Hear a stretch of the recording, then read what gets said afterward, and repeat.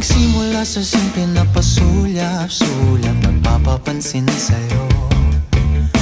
Umabot sa palitan ng mga mensahe, kilig na kilig ako. Kumusta, kain na, hello, magandang umaga.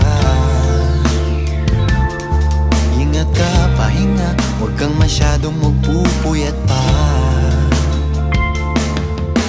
Naramdaman ng puso na dahan-dahan na pong nahuhulog sa'yo. Sa kada araw natin na pag-uusap, meron nang